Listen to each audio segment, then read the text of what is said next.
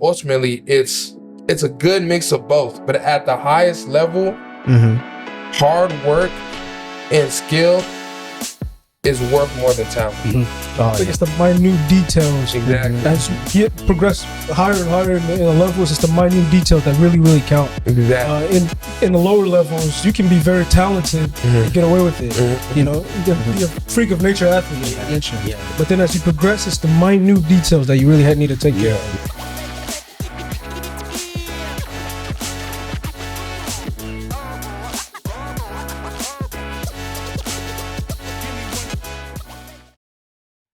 So right now, Taylor, I mean, we are today in this new episode that we have. We would like to talk with something a bit different today. Today we have a special guest where it's something that a lot of youth are going in through.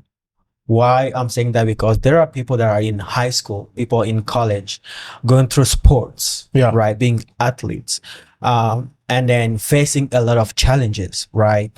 And we have a perfect person who can really dive us into that topic. That's right. Right, a topic where to really make us understand from the point how it started, right? What made him choose that? So from a person who has been in that field too, you as Taylor has been a football athlete in high school, bro. I really think I can see your picture, bro. You were too big, right?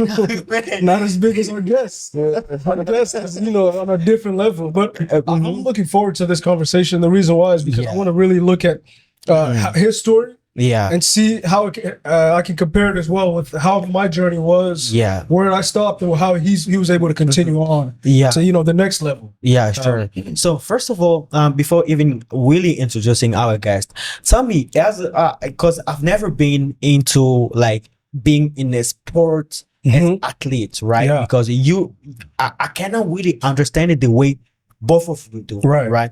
So if you can make me really understand, first of all, like, what is that passion that almost every youth that are in either high school or college want to be in a football team or either it's basketball? Like, why?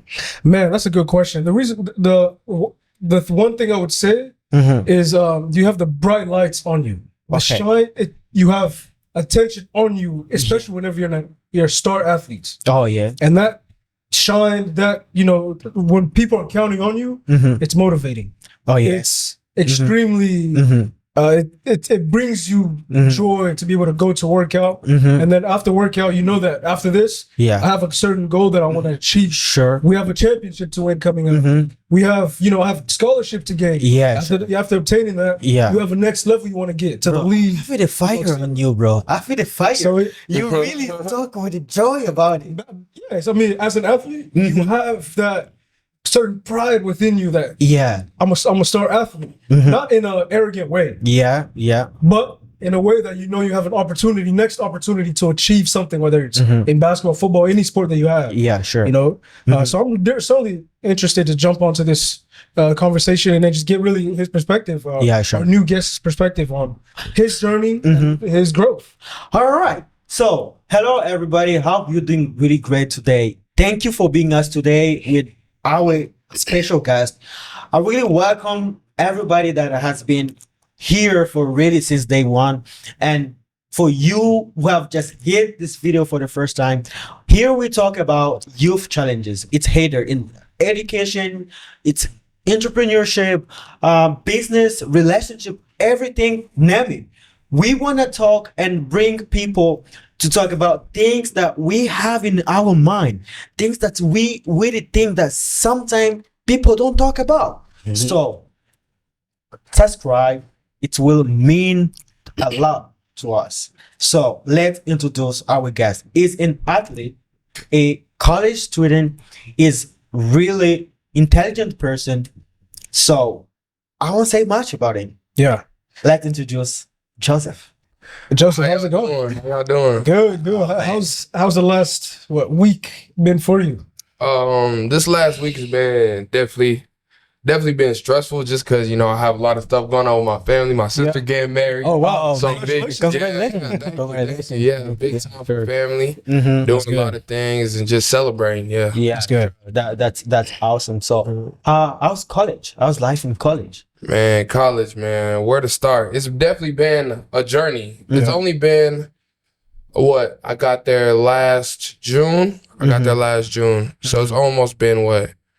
8-9 months. 8-9 months now. Yeah, sure. It's definitely been a journey, and I've definitely felt the growth, whether it's educationally, physically, mentally, and just like I say like spiritually as well. Yeah. Sure. I mean, talking about physically, man, you're getting so big, man. Yeah, it's crazy to think about. It's actually crazy to think about. And like one thing that I really noticed is when I got to Rice University, that's where I play. Yeah. When I got to Rice this last June, I was 245 pounds. Yeah. And right now I'm 269, 270. Yeah. And we have this machine. It's called like a bod pod, which analyzes your body composition, muscle, fat, and all those type of things. And between those 9 months, I gained 18 pounds of muscle, which is crazy to think about.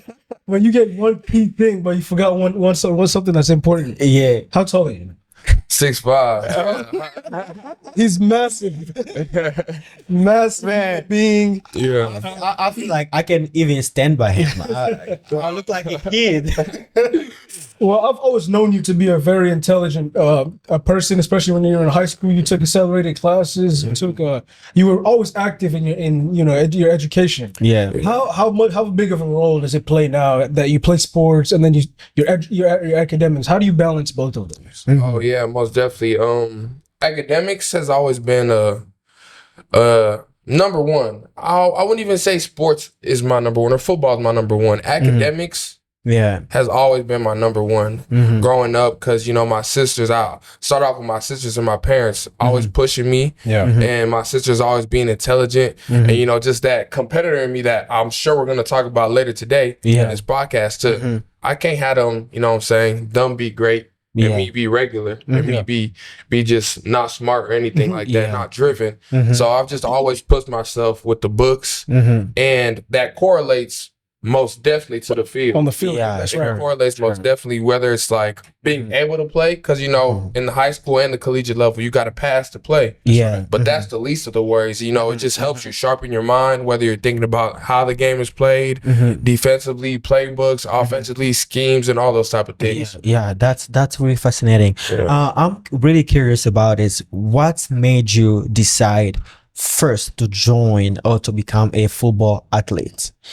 So I feel like growing up, everybody plays sports. Everybody, you know, plays outside, you know. I grew up playing outside with Taylor, you know, Taylor and his little brother John.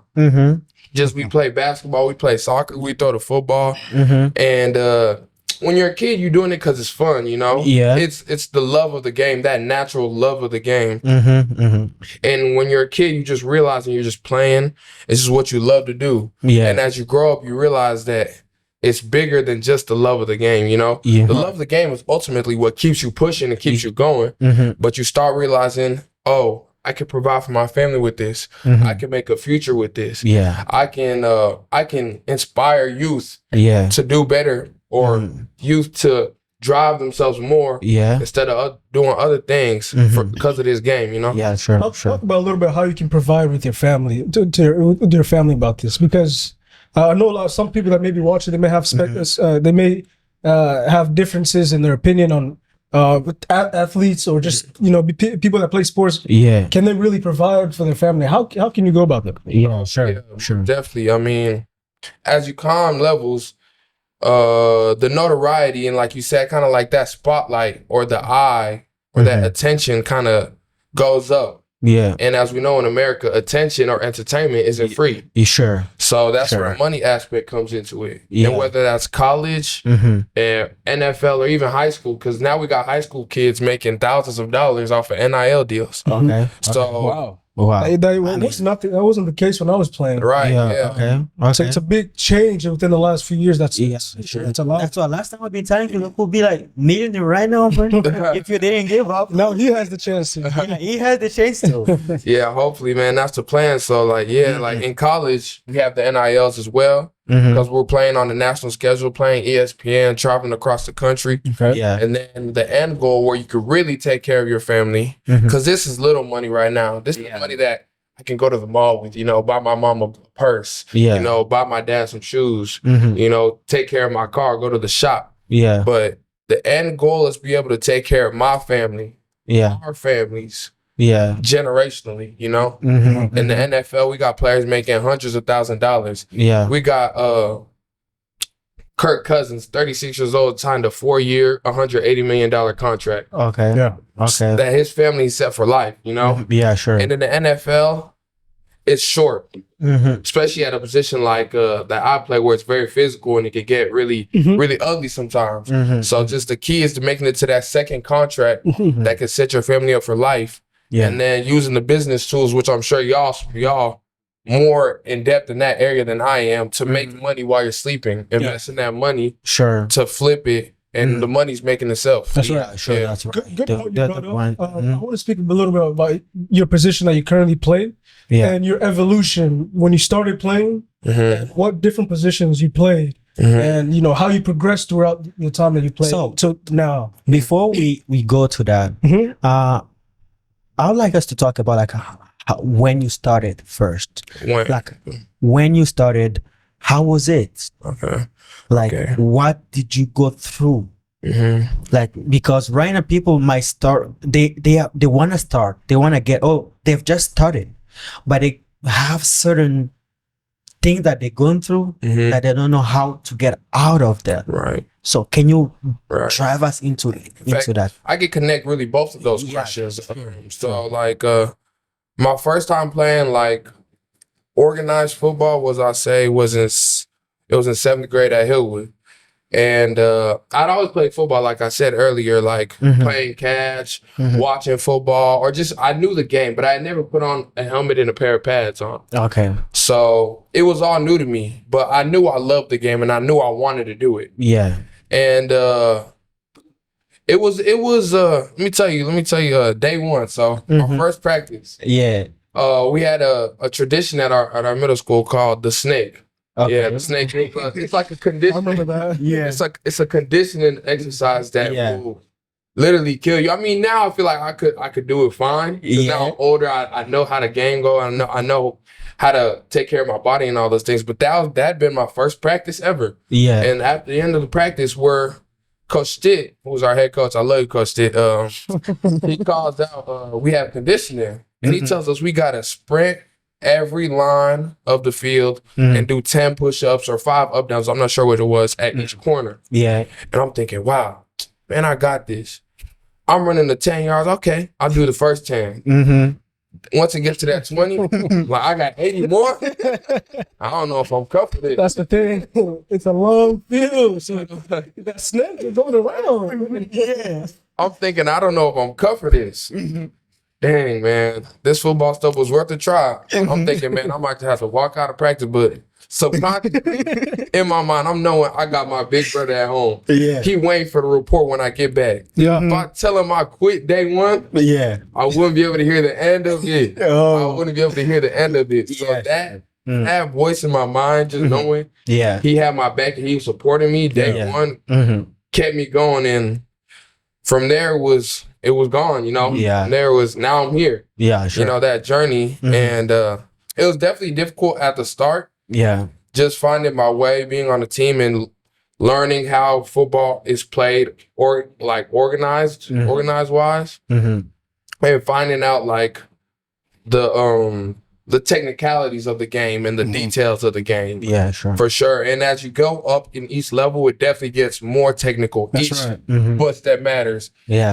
The way your big toe is slanted matters in the collegiate level. So those type of things, as you get each level, will definitely get harder. But for the most part, it's that love of the game that keeps you going, and that I don't know, that pride, that name on your back, that that never quit attitude, that never want to lose, be the best attitude that keeps you going. Mm-hmm. And one thing I can say to connect to that second point was to the first question was my body has definitely changed a lot throughout my life. I feel like y'all see me first-hand witnesses. Yeah, it went from I was this to this to this, and then now this, like it's crazy. Okay. So I've definitely been like around in positionally wise.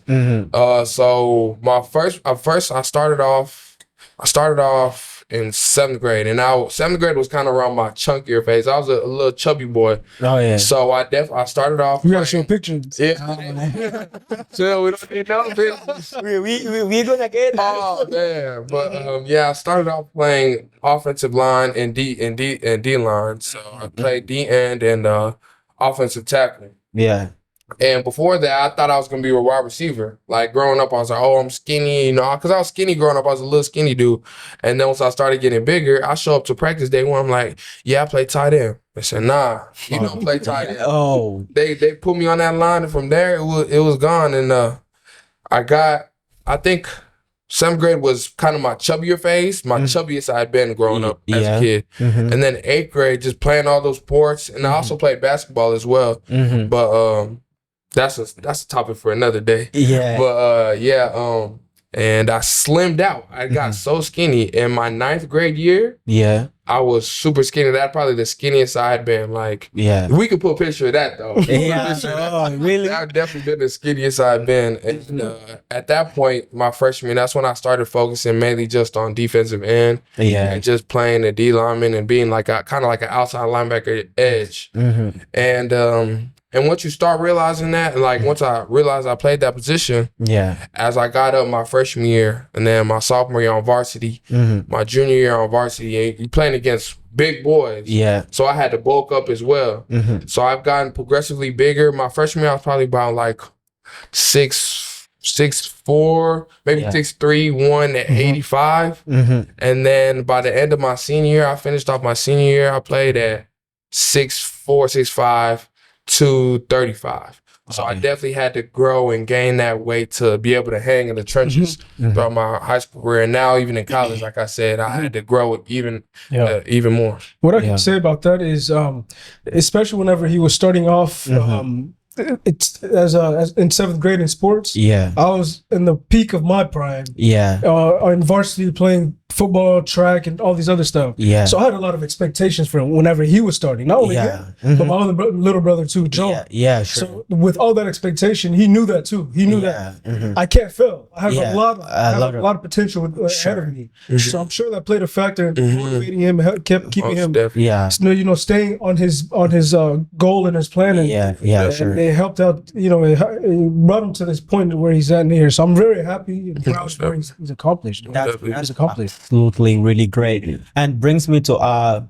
this kind of idea whereby we if we could state it this way, is it that you kept going because you know that there's somebody that will be following up, or because you had the passion in you? Because sometimes somebody can be there, oh yeah, he had Taylor, oh yeah, he had somebody he had to be looking up to, but what about me? I have nobody. But I want to play. I find it really hard with all this workout, everything that I have to do. What about that person? Why would you tell that person right now? Oh, that's a great question. I feel like that's something like, I feel like leadership isn't something that you choose.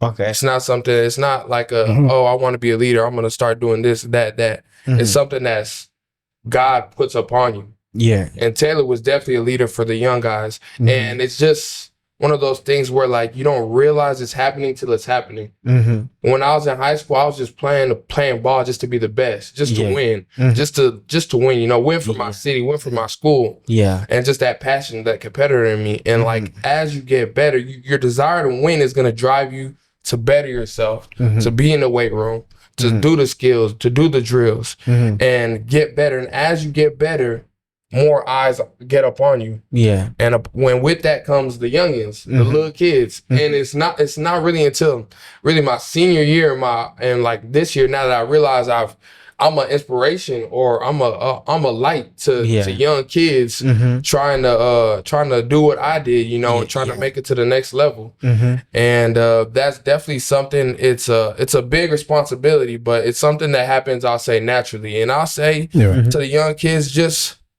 keep to everybody who's not even the young kids, anybody who's trying to give sports a try. Just keep going. I feel like if you don't quit, your effort will pay off. And especially in college, it's made me realize each day you're working, you're getting 0.01%. Okay. But those 0.01% add up. That's right. Yeah, sure. Those 0.01% add up. Each day you may feel like, oh, I did this, and you feel no different than you did. But those weeks, those days, those months, those years add up and show progress and development for sure. So one thing that I always encourage is don't ever give up. Don't ever give up at all. At all. That'd be the worst thing you ever do. Yeah. What would you say is more important? The skill that someone can obtain by working out, or the pure talent that person is born with? I feel like football is a sport where it's a good combination of both. But as you get up in the higher levels, it starts being more skill based. Okay. Like in middle school, you have those freak of nature kids who are already 6 foot, running 4'8", 4'9", dominating. Okay. And that's what shows in middle school, because not everybody has the skill, the attention to detail, the proper technique to win you games. So I feel like in middle school, it's more like a more physical, talented, like whoever has more talent is going to win that natural God-given talent. And as you progress through the ages, you start playing with more talented people. You start playing with people who are naturally talented. And at that point, it becomes to who's working harder. Spring break, who's lifting. Weekends, who's out partying, who's out drinking, doing nonsense, or who's taking care of their body, doing the extra work, recovering, sleeping, drinking and eating healthy. And those type of things really show where I am today in college, because I'm playing with grown men, people who have kids, people who are married on my team. It's crazy to think about, and this is their life. So they're dedicating everything, every ounce of their fiber, every decision they make, and every decision I make has ultimately been, okay, this is going to help me get better. This is going to help me reach my goals. So to answer your question, I feel like ultimately it's a good mix of both, but at the highest level, hard work and skill is worth more than talent. I think it's the minute details. Exactly. As you progress higher and higher in the levels, it's the minute details that really count. Exactly. In the lower levels, you can be very talented and get away with it. You know, be a freak of nature athlete. But then as you progress, it's the minute details that you really need to take care of. Exactly. Workout and all the every aspect. Sure. They like really give like a prime example of that, just off the top of my head, because in high school I dominated all region, first team all district, all those type of things. That's great. And I'm thinking like, okay, yeah, I got it. I'm the best. Oh, going into college, like even when the schools recruit you, they're telling you everything you want to hear. Sure. Oh yeah, you're so good. You're gonna come in on our team. You're gonna do you're gonna change this. But I remember my first day of practice, man. Oh my God, it was an awakening. It was an awakening. Oh yeah. It was definitely an awakening to show like where like the talent that I have helped me get away with things in high school. But I'll definitely not be able to get away with it in college. Wow. Yeah. So like my taking the wrong step. Having lazy eye discipline on plays or analyzing the offense and not having good IQ or pre-snap knowledge of what play is going to happen. Those type of things I could get away with in high school because I was a physical specimen. You know, I could just dominate Just a big people. beast. Yeah. I just dominate people. But now, Mhm. every little detail that I do, every step that I take, Mhm. every player that I look at on the offense Mhm. matters. You know. Yeah. That's right. Mhm. That's really great. You know, I don't know much, as I said before, I don't know much about football, especially when you say like 8:30, 35, whatever. Mhm. Like, oh Lord, what is you talking about? But definitely Taylor knows Right. what you're talking about. But this, we had some quiet time. I had some quiet time watching Taylor's game, and on YouTube I went to check on that, and then we had some time at home watching some games too. Mhm. So I just saw how you play football. Mhm. It's kind of you fighting, right? Mhm. It's kind of, you know, you wrestling, like. Mhm. And this day, I asked Taylor, like, at my age, can I become a football player? And he was like, no, man, you too old. You too old. I say, come on, man, give me some credit. He say, like, you know, you have to start like, you see, William is little kid. Okay, and I knew he was right Mhm. because, bro, I am his big brother. By the way. So at my age, going back, starting doing all this stuff, bro, Mhm. I don't think I will. But Mhm. that brings me to a way I want to ask this question. Like, can you share a moment where you had a setback or an injury? So how did it affect you, and how did you really make it to recovering and getting back to the game? How did it affect you, like sitting there and seeing your colleague or your teammate playing on the ground? Mhm. Like, how did it affect you? How did you overcome that? Yeah, this is a great question. This is a question that really kind of hits home for me because this year, this last season, I got hurt. Yeah.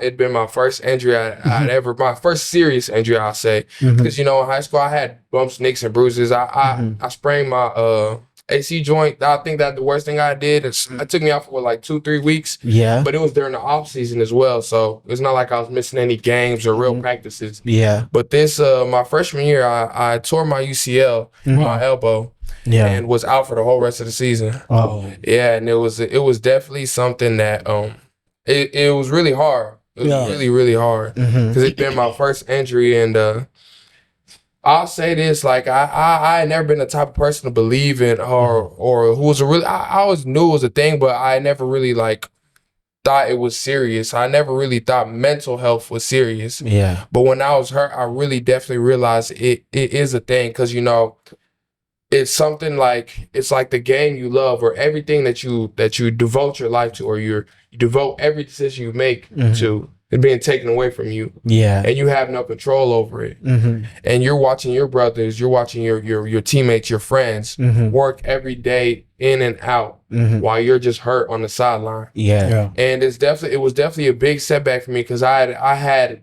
real big expectations for myself coming into my freshman year. And I'd played the 2 games. I had a tackle for loss, and then week 3, I got hurt in practice. So it was definitely a big setback for me, and it really tested me and really made me had to call back and kind of go back to my roots Yeah. on why I'm doing this, Mhm, who I'm doing it for, who is supporting me, God's purpose for me, you know, those type of things. But So at this phase, what steps are you looking to take to be able to, you know, come back and come Like, back better how than- did you better than ever? overcome it? right, yeah. So overcoming it was definitely like, oh man, it was hard. Especially because I knew I wasn't sure. I wasn't sure if I was gonna be the same player I was before I got hurt. Yeah. Cause you know I'm playing in the trenches, like you said. We're wrestling.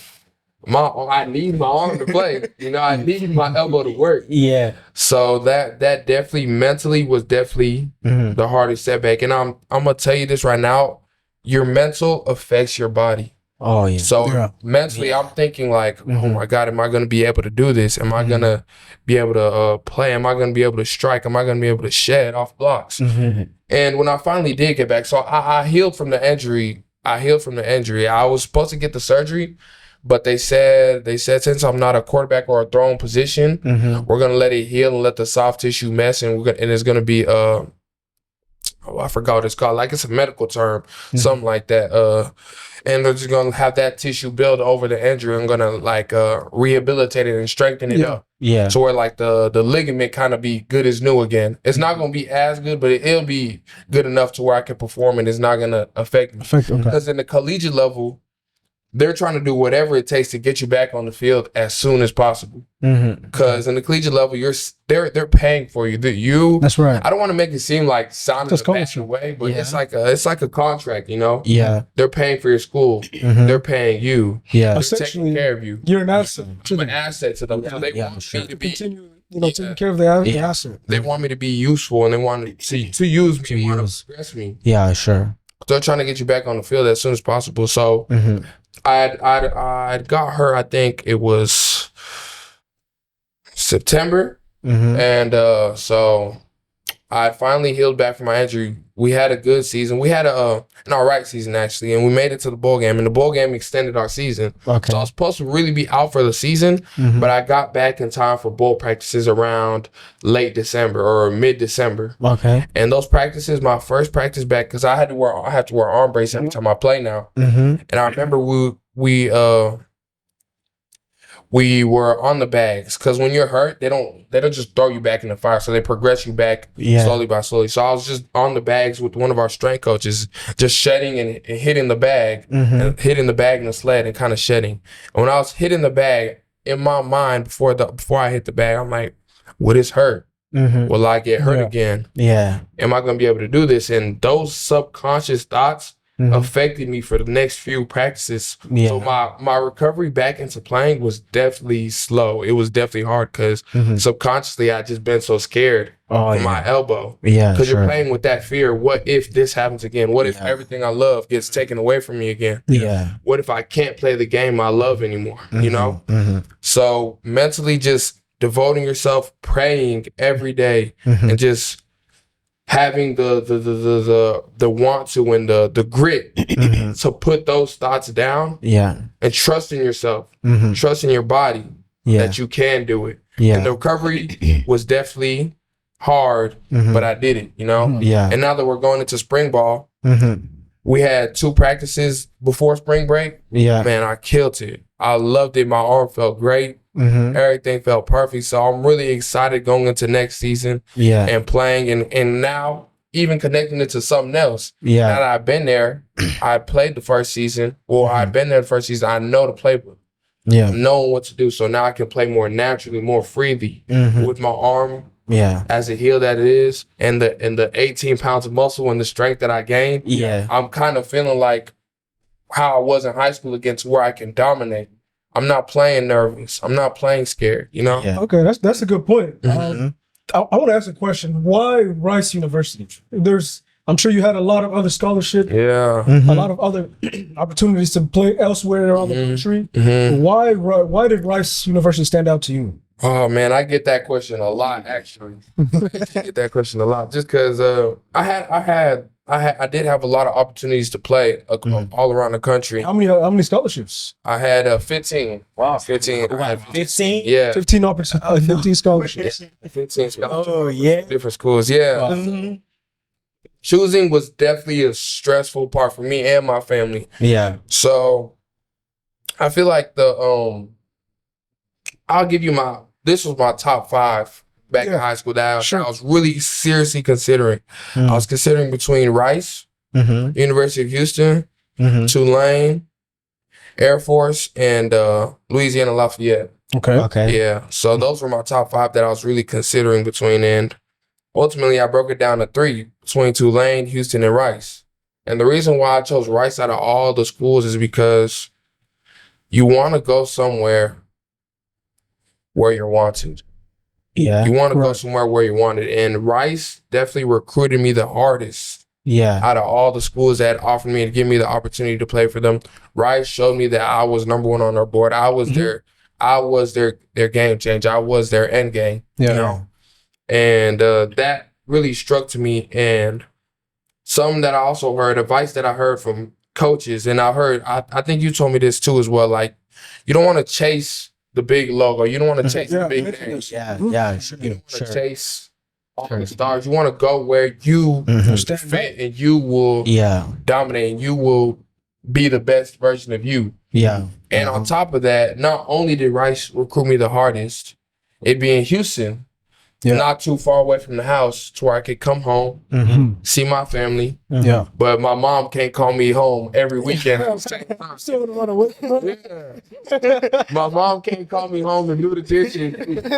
But I'm still close enough to where if I miss her, I can take the drive home for the weekend. Yeah. And eat her food. That's a good point.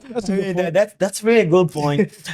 You talked about something that will touch me personally, where you say like your mindset affects your body. Right?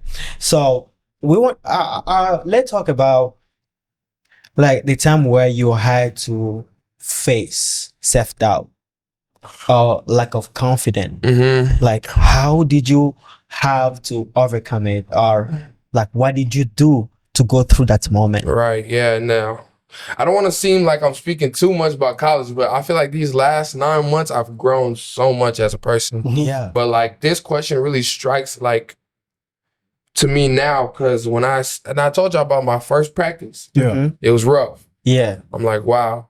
I don't know if I'm built for this college stuff. I had really just been dominating high school. Maybe I was playing against bums. Now I'm playing against good, everybody's good in college. Now I'm playing against actual good people. Yeah. Was I really that good in high school? Yeah. Did I really deserve all these offers? Did I really deserve all this attention and this shine? Or was I just gifted by God to be big? Yeah. And that's why I dominated. So in the beginning we have it's called fall camp. Yeah. It's August. It's the whole month of August. So it's a whole month to where we have practice every day, 3-hour practice every day. We're there from 5 a.m. to around 7 p.m. every day. We have Sundays off. And it's like just like our training camp for the whole season. It's our base camp for the whole season. Yeah. And that camp was very difficult for me. Just finding my way, being able to, because in the beginning I struggled. I struggled playing at Rice. Yeah. Just because like the collegiate level and the high school level, two completely different games. Yeah. The speed, everything happens way faster. Yeah. Everybody's way stronger. Offenses are way more complicated. Defenses are way more complicated. Your assignment is way more complicated. In high school, I had B gap, C gap. Yeah. Go this way. It's more and complicated. play. Yeah. And in college, I have multiple different reads I have to make before the snap. Wow. That determines what I have to do in the snap, in the play. I see. So it's like it was very rough for me in the beginning. I remember I don't really tell nobody this, but I'll tell y'all. But I remember in the beginning it was rough. I would call my mom every other night, and I'd be like, I don't know if I could do this. Like I just want to go back home. I'm stressing. I don't feel comfortable. And my sister, my oldest sister, the one that just got married, she's a psychologist. She's got a master's in psychology. And I talked to her about it. She's saying I was experiencing something called imposter syndrome. Okay. Wow. And imposter syndrome is where you're in a new environment and you don't feel like you belong. Okay. Just because you're seeing other people or you feel like you're not performing well. And she talked to me and she just told me to keep going. Yeah. It's okay. It's normal. Those type of things are normal when you're jumping into a new stage into your life. Yeah. When you're jumping into a new step into your life. And I feel like that's not just sports. Yeah. But that's in every aspect of life. Sure. So it was very, very much definitely hard. My first month of actual playing football was so hard for me just because I wasn't sure if I had it in me, but putting those thoughts down, connecting back to what I say, with your mental affects your body. Yeah. With the injury, I had to put those thoughts down and just keep working, put my head down and keep working every day, day by day. And like I said, that 0.01% adds up. So not even realizing it, but during fall camp, those terrible practices that I felt like I was having were making me better every day. It's where I'm at a spot where now I'm dominating. I'm second on the depth chart as a true freshman and earning my ticket, earning my respect in the locker room, you know? And starting off that first month, I never thought I'd be at a point where I'm at today, especially with the injury setting me back as well. I never thought I'd be where I'm at today, second on the depth chart as a true freshman. You know, I commend you a lot for sticking with it. The reason why is because whenever I was finishing graduating as well, I had a lot of my buddies that went off and got scholarships and went to different universities, but they didn't do a semester. They didn't even, in the middle of their first semester, they were playing sports. They said, I can't do this. I can't keep doing this. Because football or just sports in general switched from enjoyment for them, it turned into a job. Okay. It turned to a, you know, and you could talk a little bit more about that, how that shift change happened. Yeah. From, you know, a thing that you were doing for like fun, enjoyment, to like a job. You know? You have to perform now. Yeah, that's definitely something you realize fast in college. Okay. It's definitely something you realize fast because in high school, you know, you're playing for your boys. You're playing with your boys, people who you grew up with. Yeah. Playing for your city. You're playing for your neighborhood. Yeah. Everybody, your neighbors going to the game. Everybody in your neighborhood is at the game on Friday night. Yeah. Cheering your name, having your signs. But in college, it's a business. Yeah. Not only with the players, but the coaches as well. Yeah. Coaches need to win now. Yeah. To feed their families. Or they're fired. Or they're fired. Yeah. That's why you have things like the transfer portal. That's hard. Yeah, there's pressure on them too. Yeah. Players leaving, coaches kicking players out, coaches replacing you, trying to get the best player at all times. And you realize that fast. And kind of connected to what I said about the injury, you're an asset to the university or asset to your school. Yeah. You are there to strictly make them money.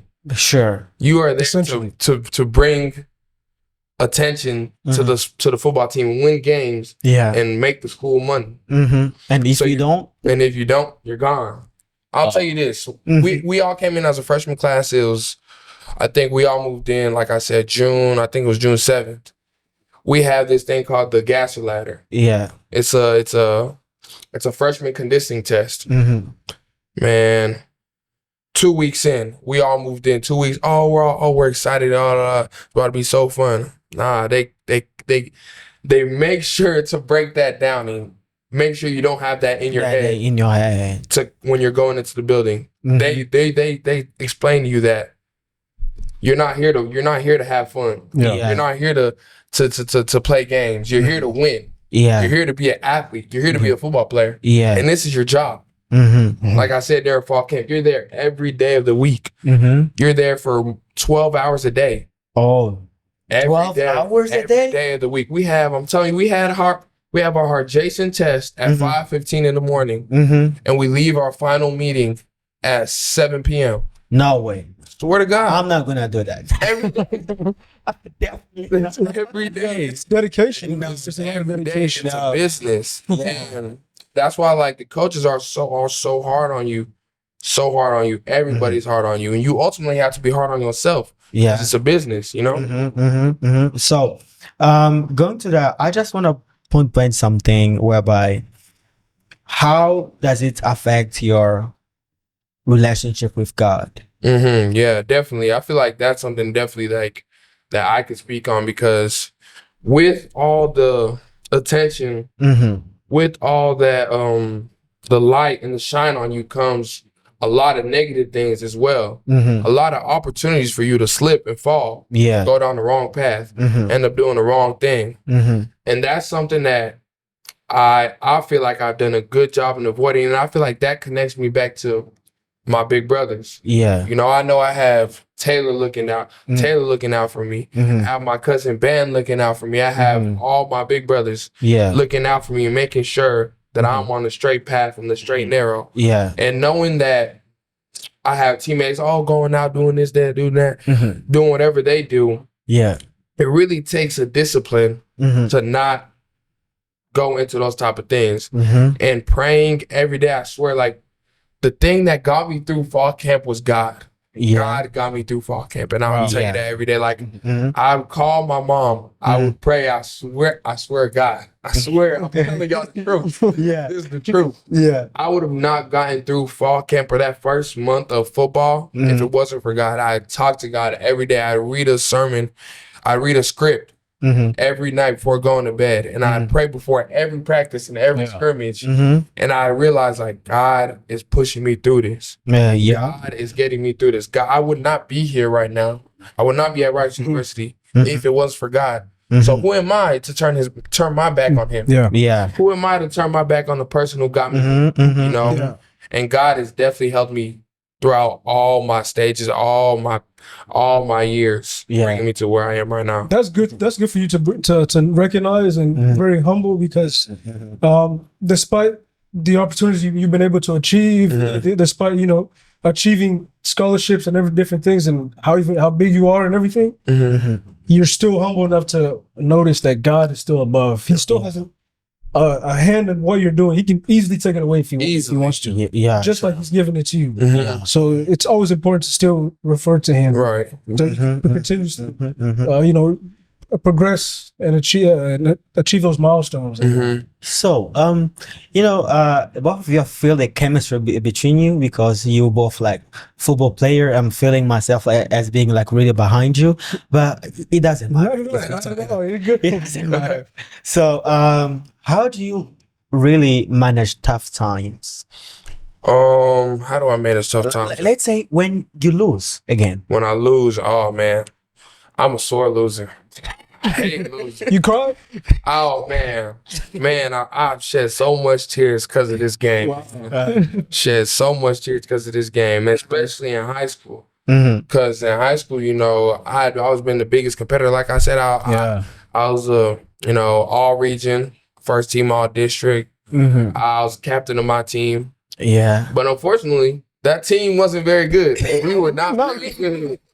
I was disappointed. Are you out of that team? I mean, even when I was in the team, you could have never told me that we sucked. I would always argue with you. I'll defend my team. Even right now, I'll defend them. But in retrospect, looking back, now that I'm not a part of the team and seeing the stuff that was going on in the practices, in the locker room, and being able to compare that to how an actual football locker room or football team should be working and moving, I can tell you that we were not a good team. And those losses really, really would affect me. I remember, because I know Taylor knows the tradition that after every win, go to Whataburger. Oh yeah.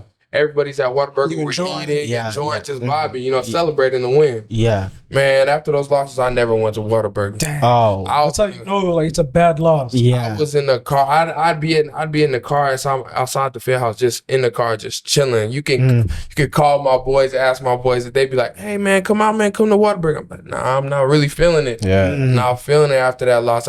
It's just something to me like I don't understand how you can lose and act like nothing happened. Yeah. You know what I'm saying? Yeah. Act like nothing happened. Yeah. Like lose Sure. and accept that. That separates good athletes from great athletes. Yeah, sure. The competitiveness, the drive, and that connects all back to why you love the game. Are you a winner? And will get you to that last final end goal, the NFL. NFL is full of winners. People who want to win, people who cry, people who blood, sweat, and tears every day.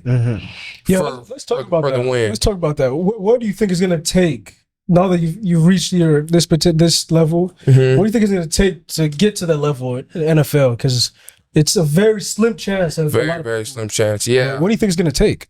Oh man, it's definitely gonna take a lot. As much as I've progressed and I spoke on my progression, I'm definitely far from reaching that goal. Yeah. I'm a freshman, 18 years old. Yeah. And that end goal, God willing, would be the best thing that could ever happen for me. Yeah. But what it takes is putting your head down every day and working. Okay. Not looking at what other people do, not looking at how other people are playing, not looking at other people's success, not comparing yourself to other people, but putting your head down every day and working. Being a pro, knowing that your decisions on and off the field affect your future. Yeah.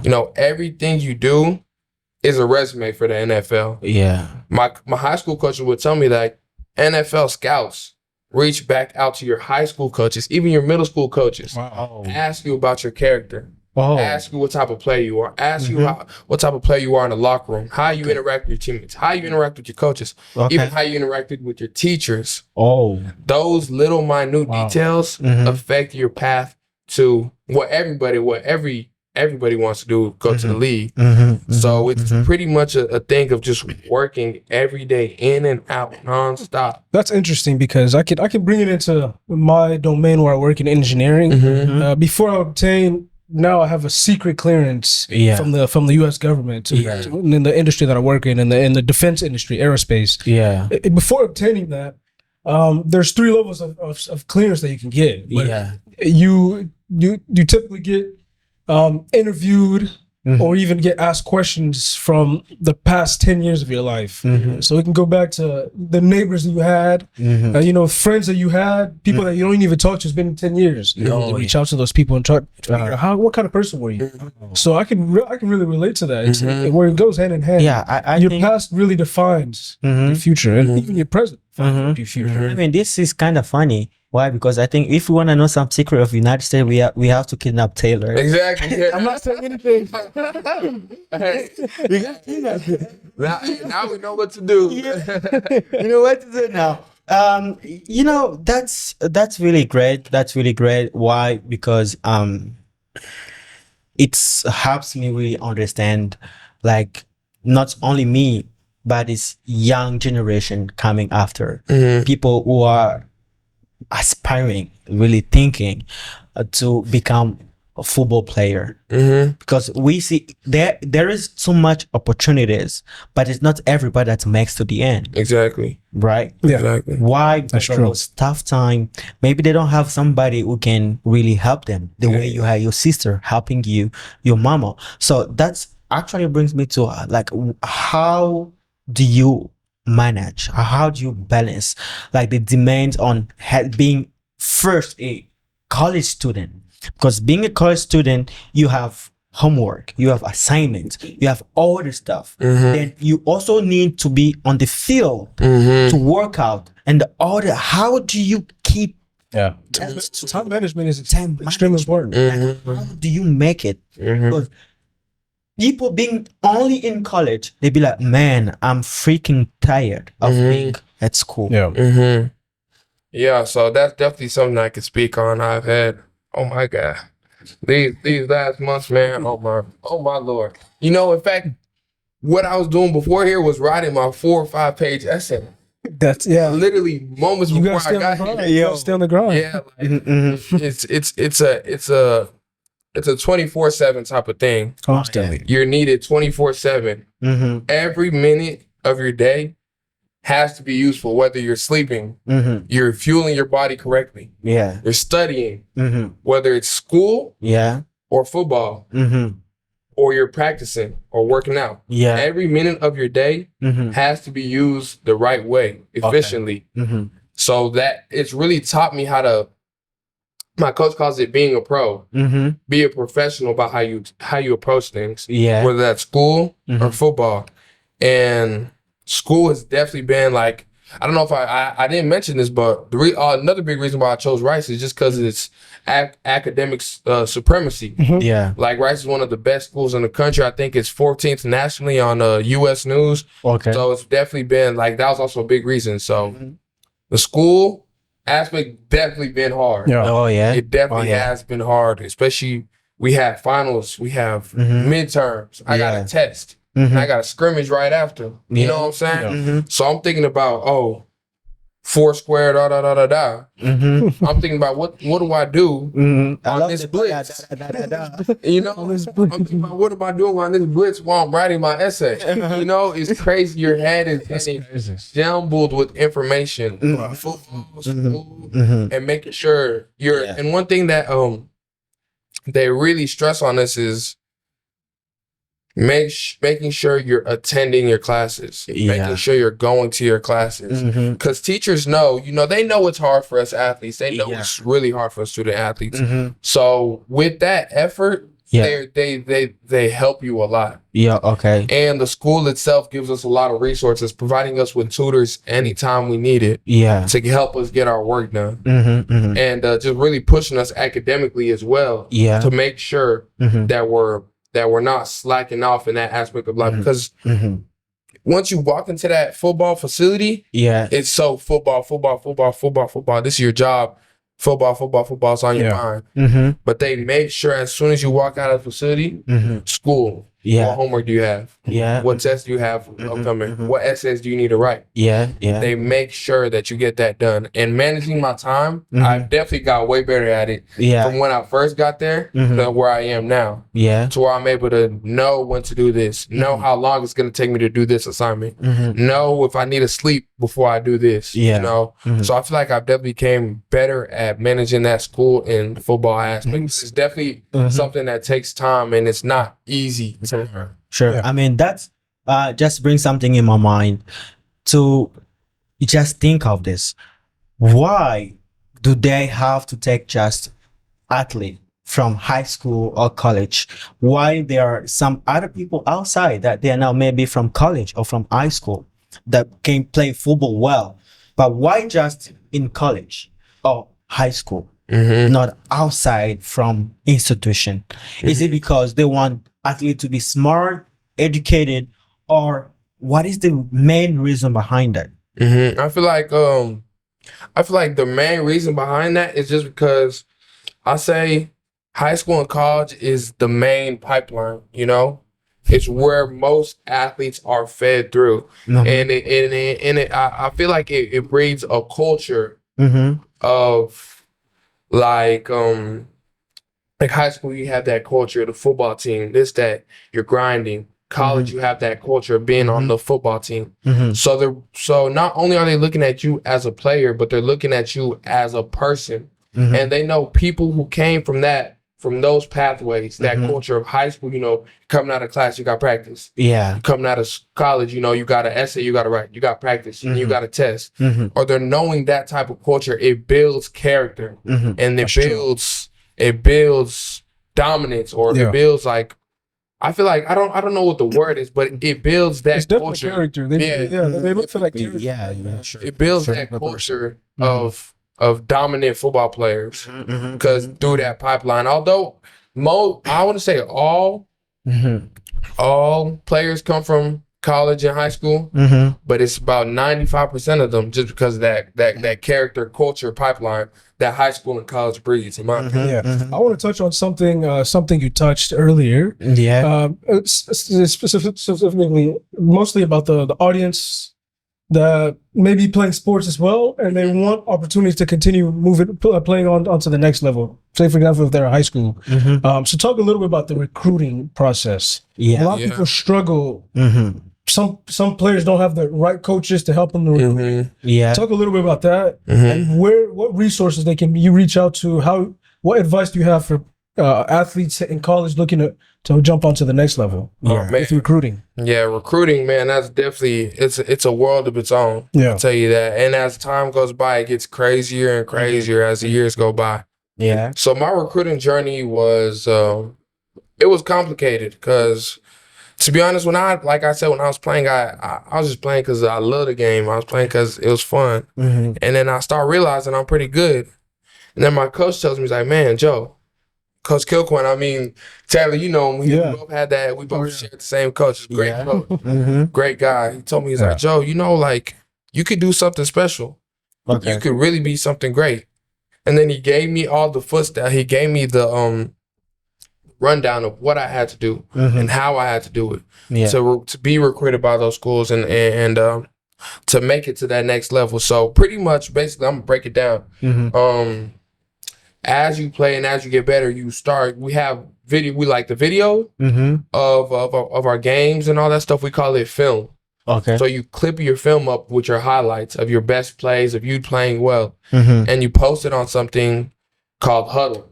And on Huddle, you connect it to your Twitter, and Twitter is where all what's called X now, but X. That's a different topic. That's a different topic. But Twitter is where most college recruiting happens. That's where all the coaches are. That's where you connect with them and reach out to them. So what you do is you build your profile. You put your height, your weight, your measurables, your GPA, your city, your coach's information, and with that you connect your film. You add a link to your highlight tape.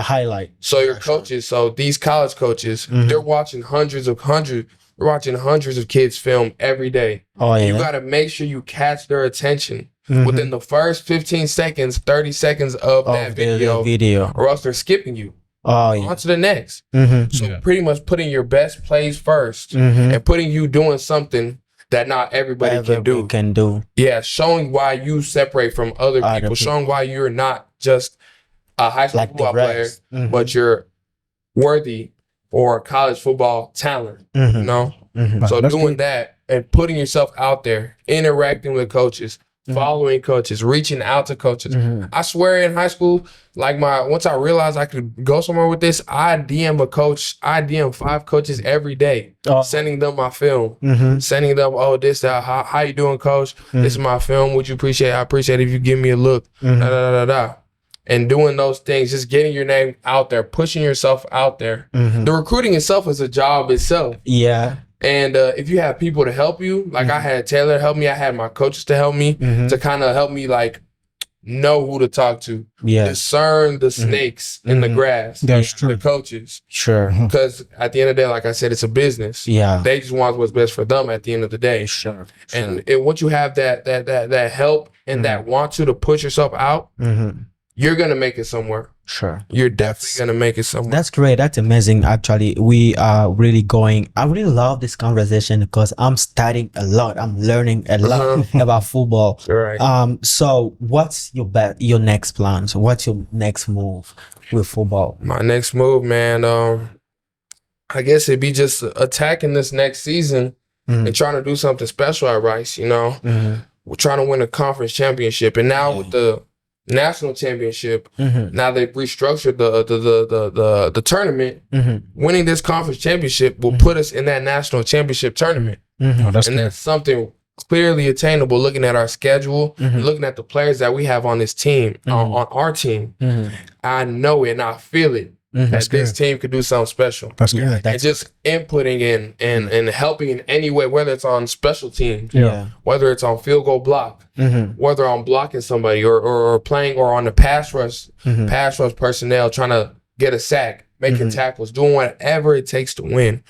I'll really try and take this journey a day at a time and not even worry about the future, not even worry about the NFL yet, but just attack this season and want to win and do something special this next upcoming season. And all the goodies, the money, the NFL, all those opportunities will come when they come.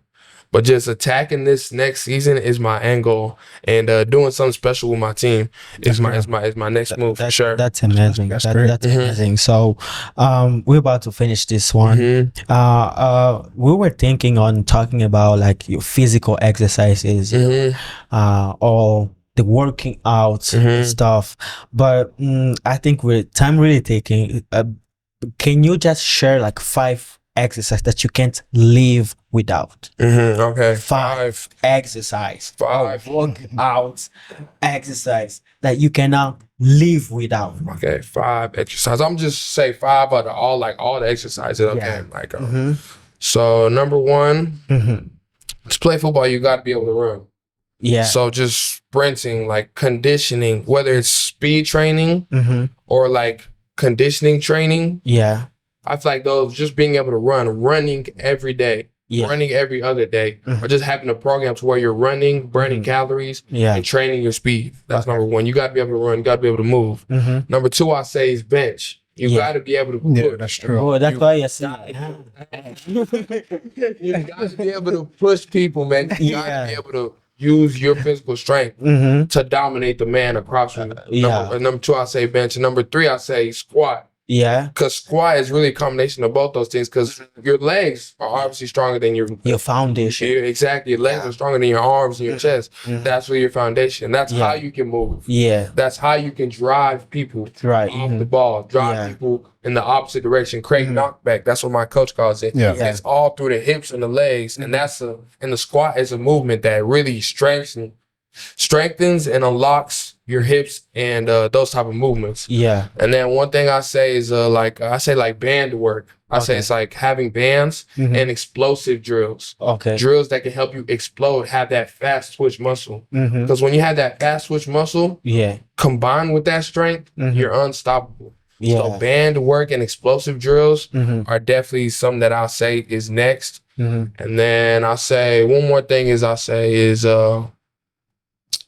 just what's the word I'm thinking of? I forgot, but like being able to put that all together, like well, from this, you got it. What is some nutrition? Some nutrition advice you would have? Nutrition advice. 2 or 3 of I mean, nutrition advice if you you don't have. mind. When you talk about squat, I remember this day we've been going to the gym with Taylor, Right. and then I told him like, he asked me like, "Why do you want to work on it?" I was like, "Man, today I'm just going to be deadlifting some squats." He was like, "Man, go ahead and do it." I did a lot of squatting in my life. I squatted too much, man. Too much. My And thighs suffer. Man, it's right. I would some pictures, bro. He had some huge. Man, this dude is huge. Bro, he had huge. Hey. It's not a big game, but you know. Bro, huge. I was like, man, okay, I got. So let's go. Let's talk about. I just wanted to mention. Yeah. So what nutrition tips would you have as well? Oh, definitely. That's for people just trying to get healthier as well and just to stay in shape. Yeah. And for yourself. okay. That's something definitely I learned that when I got to college. Yeah. Because in College, high you don't school, learn I that. was just. After the games, I give some McDonald's. You feel me? I go. He's a big guy. I forget on him for that. Yeah. Anything in high school, but in college we have nutritionists on the team, Yeah. and they make sure because, like I said in college, I realized like what you're eating is Yeah. your fuel. Oh, like yeah. you can put cheap gas in a Lamborghini and it's not gonna move well. Yeah. Oh, You gotta yeah. fuel it with the premium. Oh, so yeah. it That's can true. move. Mm-hmm. And on top of that, our nutritionist she breaks down our meals to where we have this type of percentage of of each type of food. Yeah. So I say like one nutrition advice that I would say is eat. Yeah. Not eating is not helping yourself. Oh, yeah. Not fueling your body is not helping yourself. So go fast. Don't fast. Mhm. Don't fast. If you're trying to build muscle or you're trying to lose weight, don't fast. It's not Okay. gonna help you.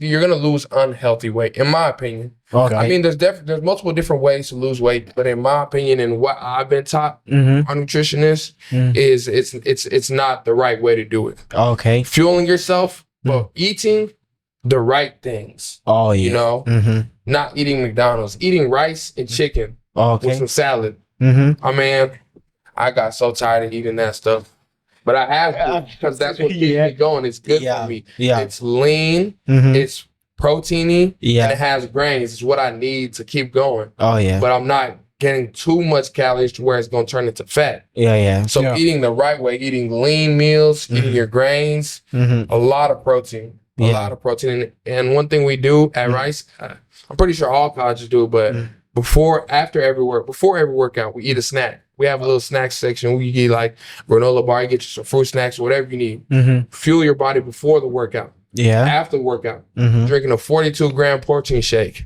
Yeah. After you drink the protein shake, you shower up, do whatever you got to do. We have dinner. Mm-hmm. With that dinner, you're drinking another protein shake Okay. to make sure your body is fueled and you're replenishing the muscle that you just broke down, Broke down. working out and doing all those things. Certainly. Yeah. Sure. Yeah. Yes, sir. Cool. I mean, we love this.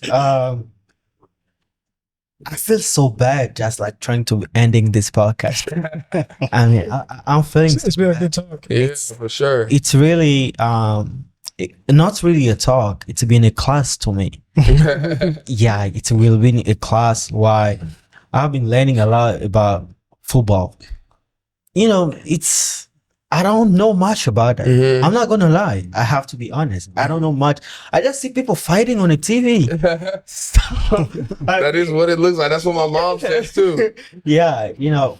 Actually, there was a day we went on a game. You and I. We went to watch the game. Yeah, it was his game. He was playing. It was last year. Oh, yeah. So we went there. We've Before been he got watching. Yeah, we've been watching, and then he asked me like, "Do you even understand what is going on inside?" I was like, "Man, don't ask me that question. Let me just enjoy my time." Man, yeah. I feel like the game is definitely complicated. Yeah. Like I said, as you go through at each level, and then when you're playing, you realize it's more complicated. But as you watch the game, I know you're gonna Yeah. learn it, and like this. Yeah, no, I mean, I have somebody at work who is really teaching me about American football, like my team leader, because he's training me into some work, and then he talk a lot about American history, football, that a lot of things that he never told me. My team leader is teaching me. So I'm like, I don't need him anymore. So anyway, so I still need him. Thank you so much for being with us, and we really appreciate the time. Thank you, Joseph. Thank you, Taylor. Yeah, thank you, Taylor, for bringing Joseph here. Is there any last closing remarks you want to add? To, you know. Yeah. So you have a platform to be able to share anything Yeah, sure. that's on your mind in regards to your career. I'll just say like I say just to all the folks, all the young folks, anybody who has a dream or aspiration, man, just keep going, man. Never quit. Yeah. Never quit. Don't ever doubt yourself either. Yeah, keep sure. going. Sure. Keep going. Sure. That's great. And my final question, what's your best advice that you've ever heard, received, or given? Never quit. Never quit. The worst advice. The worst advice. Yeah. I know why everybody on the worst advice. It gets everybody, man. Because you gotta think. The worst advice. Mm-hmm. Man. I don't know. Oh, yeah. I don't know. Uh-huh. I have no idea. That's okay. I tried. Hopefully, I heard it Mm-hmm. in through one ear, out the next. Oh yeah. That's hopefully why I don't remember it. Yeah. Okay. That sounds good. So thanks a lot for being with us. We appreciate. So if this is your first time, please consider subscribing and join the community so that we can learn, grow together. And if you have any question, you have anything that comes in your mind, please just hit it in the comment below. We will read it and make sure like we will answer to that question. Bring a guest here on the platform that we will talk about that. Okay, so we appreciate your time. We appreciate your support. So stay tuned for the next episode. We love you and be blessed.